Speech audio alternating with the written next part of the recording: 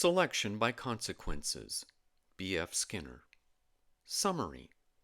Selection by consequences is a causal mode found only in living things, or in machines made by living things. It was first recognized in natural selection, but it also accounts for the shaping and maintenance of the behavior of the individual and the evolution of cultures. In all three of these fields, it replaces explanations based on the causal modes of classical mechanics. The replacement is strongly resisted. Natural selection has now made its case, but similar delays in recognizing the role of selection in the other fields could deprive us of valuable help in solving the problems which confront us.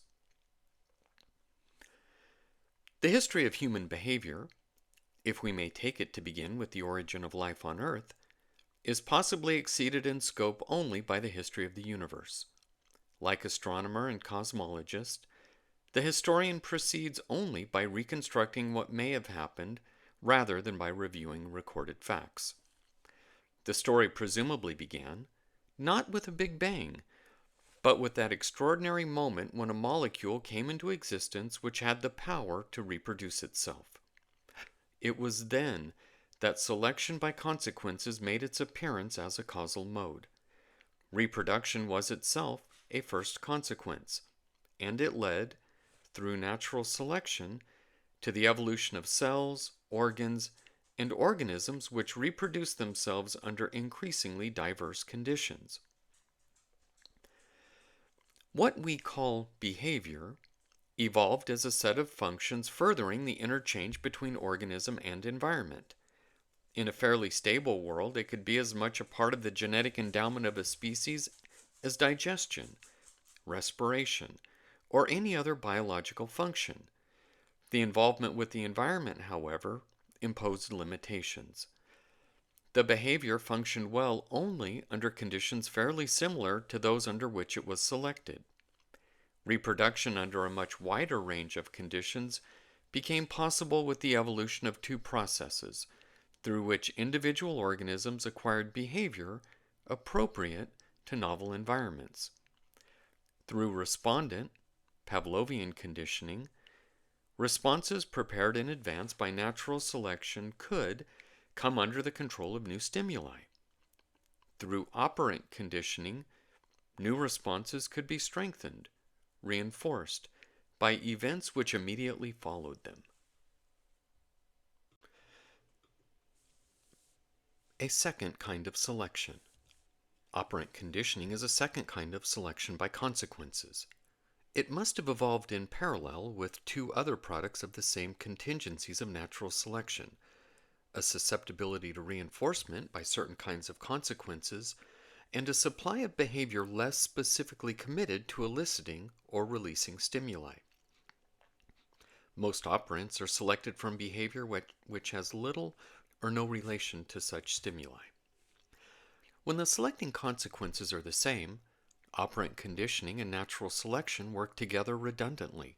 For example, the behavior of a duckling in following its mother is apparently the product not only of natural selection — ducklings tend to move in the direction of large moving objects — but also of an evolved susceptibility to reinforcement by proximity to such an object, as Peterson has shown.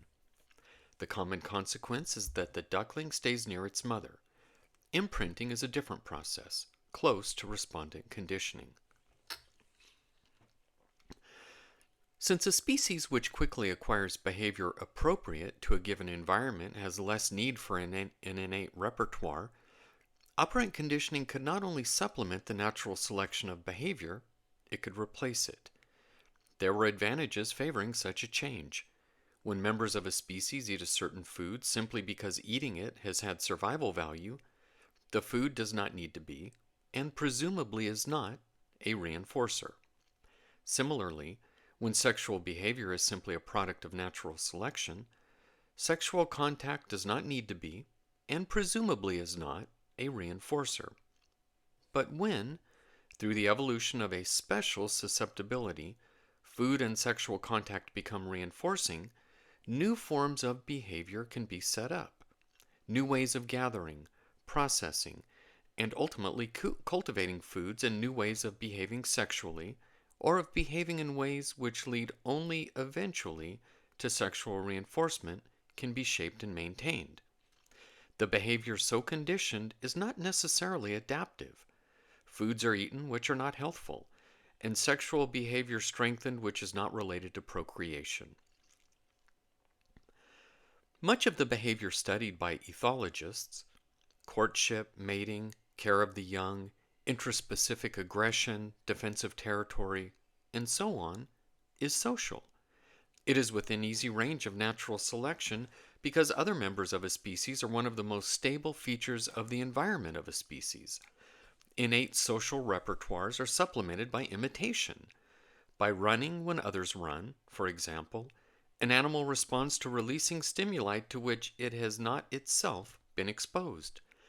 A different kind of imitation, with a much wider range, results from the fact that contingencies of reinforcement, which induce one organism to behave in a given way, will often affect another organism when it behaves in the same way. An imitative repertoire which brings the imitator under the control of new contingencies is therefore acquired. The human species presumably became much more social when its vocal musculature came under operant control. Cries of alarm, mating calls, aggressive threats, and other kinds of vocal behavior can be modified through operant conditioning, but apparently only with respect to the occasion upon which they occur or their rate of occurrence. The ability of the human species to acquire new forms through selection by consequences presumably resulted from the evolution of a special innervation of the vocal musculature, together with a supply of vocal behavior not strongly under the control of stimuli or releasers. The babbling of children from which verbal operants are selected.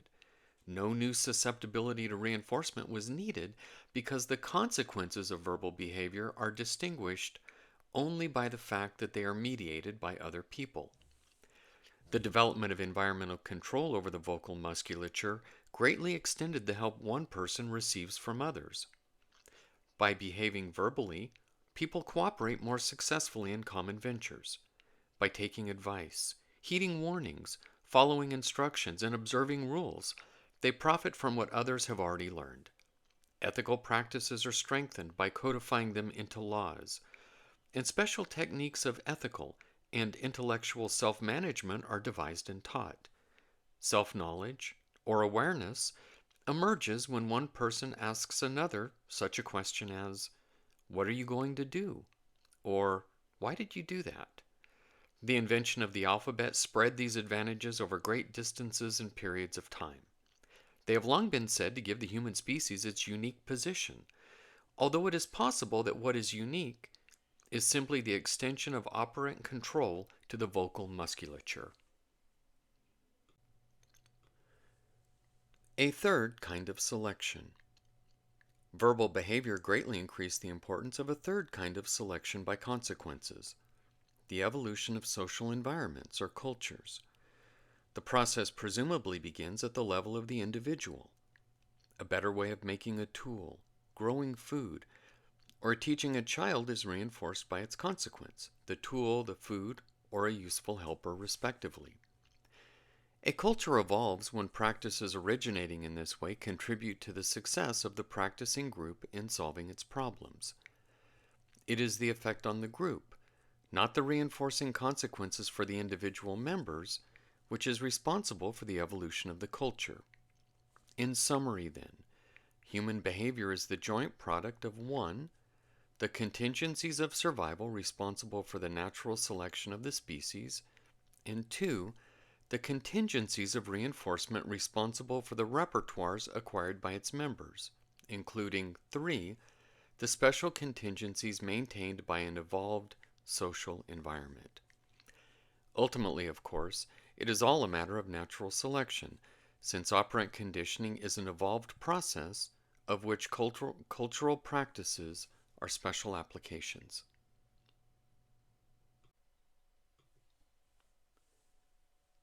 Similarities and differences. Each of the 3 levels of variation and selection has its own discipline. The first, biology, the second, psychology, and the third, anthropology. Only the second, operant conditioning, occurs at a speed at which it can be observed from moment to moment. Biologists and anthropologists study the processes through which variations arise and are selected, but they merely reconstruct the evolution of a species or culture. Operant conditioning is selection in progress. It resembles 100 million years of natural selection or 1,000 years of the evolution of a culture compressed into a very short period of time. The immediacy of operant conditioning has certain practical advantages. For example, when a currently adaptive feature is presumably too complex to have occurred in its present form as a single variation, it is usually explained as the product of a sequence of simpler variations, each with its own survival value. It is standard practice in evolutionary theory to look for such sequences, and anthropologists and historians have reconstructed the stages through which moral and ethical codes, art, music, literature, science, technology, and so on have presumably evolved. A complex operant, however, can actually be shaped through successive approximation by arranging a graded series of contingencies of reinforcement. A current question at level 1 has parallels at levels 2 and 3. If natural selection is a valid principle, why do many species remain unchanged for thousands or even millions of years? Presumably, the answer is that either no variations have occurred, or that those which occurred were not selected by the prevailing contingencies. Similar questions may be asked at levels 2 and 3. Why do people continue to do things in the same way for many years? And why do groups of people continue to observe old practices for centuries? The answers are presumably the same. Either new variations, new forms of behavior, or new practices have not appeared, or those which have appeared have not been selected by the prevailing contingencies of reinforcement or of the survival of the group. At all three levels, a sudden, possibly extensive, change is explained as due to new variations selected by prevailing contingencies or to new contingencies. Competition with other species, persons, or cultures may or may not be involved. Structural constraints may also play a part at all three levels. Another issue is the definition or identity of a species, person, or culture.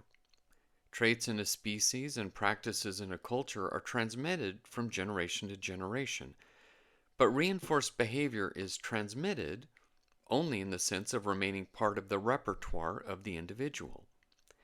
Where species and cultures are defined by restrictions imposed upon transmission, by genes and chromosomes and, say, geographical isolation respectively, a problem of definition or identity arises at level 2 only when different contingencies of reinforcement create different repertoires as selves or persons.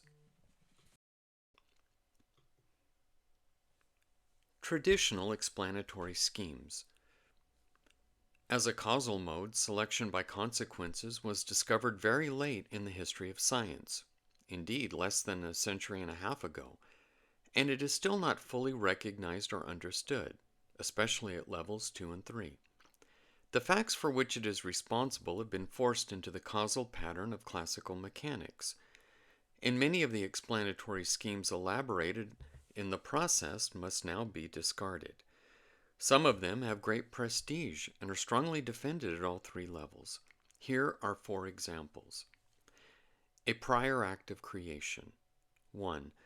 Natural selection replaces a very special creator and is still challenged because it does so. 2. Operant conditioning provides a similarly controversial account of the voluntary behavior traditionally attributed to a creative mind. 3. The evolution of a social environment replaces the supposed origin of a culture as a social contract or of social practices as commandments.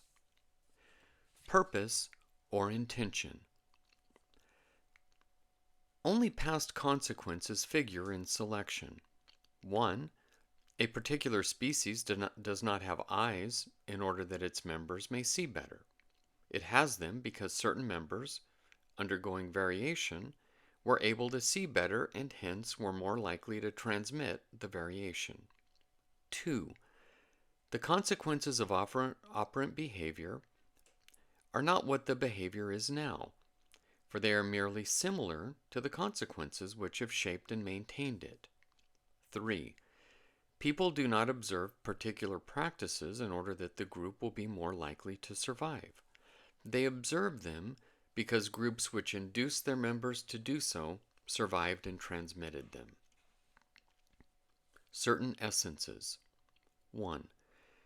A molecule which could reproduce itself and evolve into cell, organ, and organism was alive as soon as it came into existence without the help of a vital principle called life.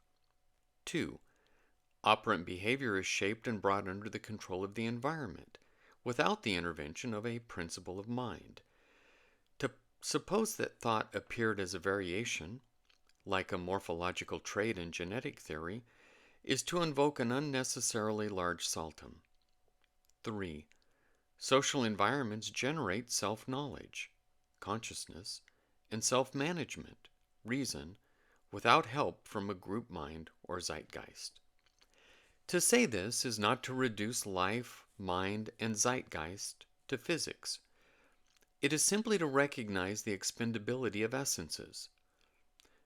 The facts are as they have always been. To say that selection by consequences is a causal mode found only in living things is only to say that selection, or the replication with error which made it possible, defines living. A computer can be programmed to model natural selection, operant conditioning, or the evolution of a culture, but only when constructed and programmed by a living thing. The physical basis of natural selection is now fairly clear. The corresponding basis of operant conditioning, and hence the evolution of cultures, has yet to be discovered. Certain definitions of good and value. 1. What is good for the species is whatever promotes the survival of its members until offspring have been born and possibly cared for.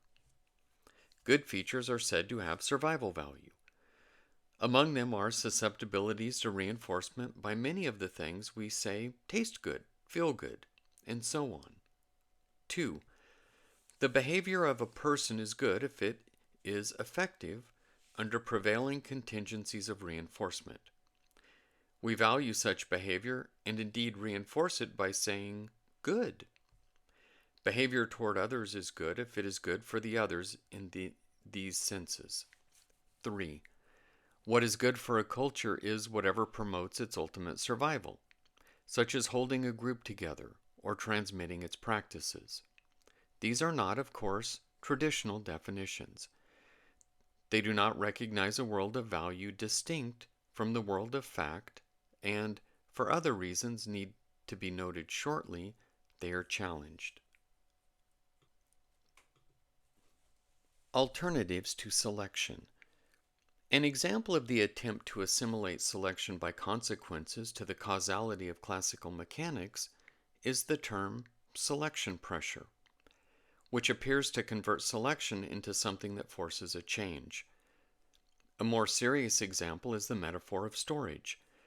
Contingencies of selection necessarily lie in the past.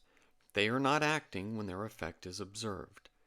To provide a current cause, it has therefore been assumed that they are stored, usually as information, and later retrieved. Thus, 1. Genes and chromosomes are said to contain the information needed by the fertilized egg in order to grow into a mature organism. But a cell does not consult a store of information in order to learn how to change. It changes because of features which are the product of a history of variation and selection, a product which is not well represented by the metaphor of storage. 2. People are said to store information about the contingencies of reinforcement and retrieve it for use on later occasions. But they do not consult copies of earlier contingencies to discover how to behave. They behave in given ways because they have been changed by those contingencies. The contingencies can perhaps be inferred from the changes they have worked, but they are no longer in existence. 3. A possibly legitimate use of storage in the evolution of cultures may be responsible for these mistakes. Parts of the social environment maintained and transmitted by a group are quite literally stored in documents, artifacts, and other products of that behavior. Other causal forces serving in lieu of selection have been sought in the structure of a species, person, or culture. Organization is an example. 1. Until recently, most biologists argued that organization distinguished living from non-living things. 2. According to Gestalt psychologists and others, both perceptions and acts occur in certain inevitable ways because of their organization. 3. Many anthropologists and linguists appeal to the organization of cultural and linguistic practices. It is true that all species, persons, and cultures are highly organized, but no principle of organization explains their being so. Both the organization and the effects attributed to it can be traced to the respective contingencies of selection. Another example is growth. Developmentalism is structuralism, with time or age added as an independent variable. 1. There was evidence before Darwin that species had developed. 2. Cognitive psychologists have argued that concepts develop in the child in certain fixed orders, and Freud said the same for the psychosexual functions. 3. Some anthropologists have contended that cultures must evolve through a prescribed series of stages, and Marx said as much in his insistence upon historical determinism. But at all three levels, the changes can be explained by the development of contingencies of selection. New contingencies of natural selection come within range as a species evolves. New contingencies of reinforcement begin to operate as behavior becomes more complex. And new contingencies of survival are dealt with by increasingly effective cultures. Selection neglected. The causal force attributed to structure as a surrogate of selection causes trouble when a feature at one level is said to explain a similar feature at another, the historical priority of natural selection usually giving it a special place. Sociobiology offers many examples. Behavior described as the defense of territory may be due to 1. Contingencies of survival in the evolution of a species, possibly involving food supplies or breeding practices. 2. Contingencies of reinforcement for the individual, possibly involving a share of the reinforcers available in the territory. Or 3. Contingencies maintained by the cultural practices of a group, promoting behavior which contributes to the survival of the group. Similarly, altruistic behavior, 1, may evolve through, say, kin selection. 2, may be shaped and maintained by contingencies of reinforcement arranged by those for whom the behavior works an advantage. Or 3, may be generated by cultures which, for example, induce individuals to suffer or die as heroes or martyrs. The contingencies of selection at all three levels are quite different, and the structural similarity does not attest to a common generative principle. When a causal force is assigned to a structure, selection tends to be neglected. Many issues which arise in morals and ethics can be resolved by specifying the level of selection. What is good for the individual or culture may have bad consequences for the species, as when sexual reinforcement leads to overpopulation, or the reinforcing amenities of civilization to the exhaustion of resources. What is good for the species or culture may be bad for the individual, as when practices designed to control procreation or preserve resources restrict individual freedom, and so on. There is nothing inconsistent or contradictory about these uses of good or bad, or about other value judgments, so long as the level of selection is specified. An initiating agent. The role of selection by consequences has been particularly resisted because there is no place for the initiating agent suggested by classical mechanics. We try to identify such an agent when we say, 1. That a species adapts to an environment, rather than that the environment selects the adaptive traits. 2. That an individual adjusts to a situation, rather than that the situation shapes and maintains adjusted behavior. And 3. That a group of people solve a problem raised by certain circumstances, rather than that the circumstances select the cultural practices which yield a solution. The question of an initiating agent is raised in its most acute form by our own place in history. Darwin and Spencer thought that selection would necessarily lead to perfection, but species, people, and cultures all perish when they cannot cope with rapid change, and our species now appears to be threatened. Must we wait for selection to solve the problems of overpopulation, exhaustion of resources, pollution of the environment, and a nuclear holocaust? Or can we take explicit steps to make our future more secure? In the latter case, must we not in some sense transcend selection? We could be said to intervene in the process of selection when, as geneticists, we change the characteristic of a species, or create new species, or when, as governors, employers, or teachers, we change the behavior of persons, or when we design new cultural practices. But in none of these ways do we escape from the selection by consequences. In the first place, we can only work through variation and selection. At level 1, we can change genes and chromosomes, or contingencies of survival, as in selective breeding. At level 2, we can introduce new forms of behavior, for example, by showing or telling people what to do with respect to relevant contingencies, or construct and maintain new selective contingencies. At level 3, we can introduce new cultural practices, or, rarely, arrange special contingencies of survival, for example, to preserve a traditional practice. But having done these things, we must wait for selection to occur. There is a special reason why these limitations are significant.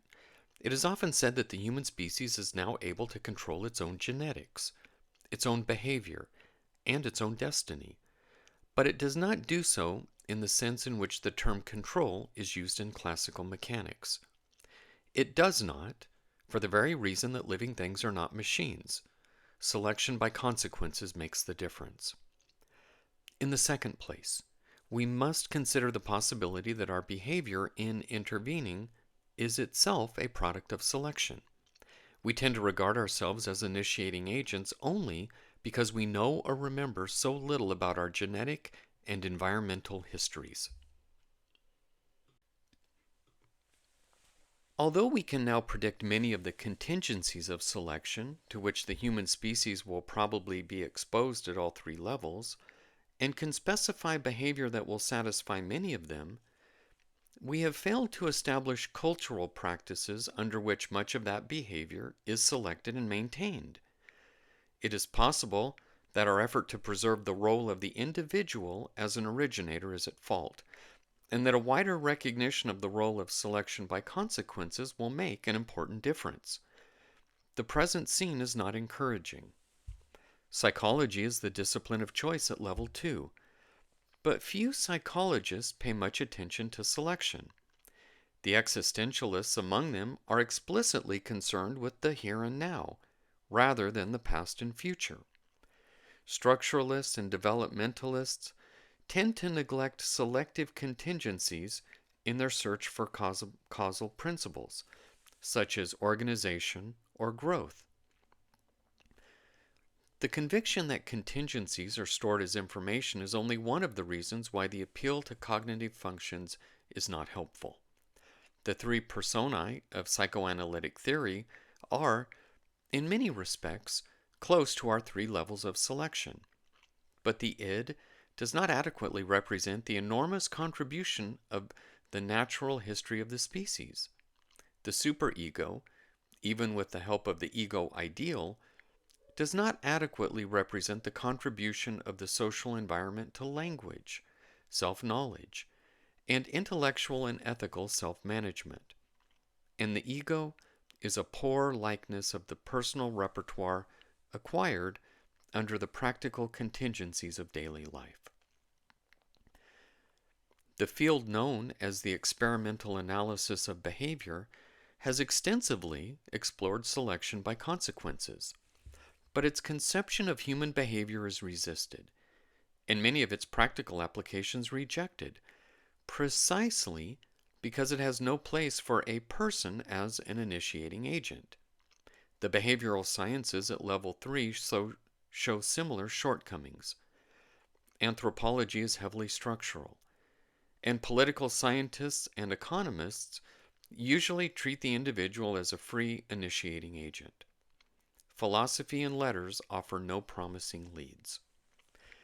A proper recognition of the selective action of the environment means a change in our conception of the origin of behavior, which is possibly as extensive as that of the origin of the species.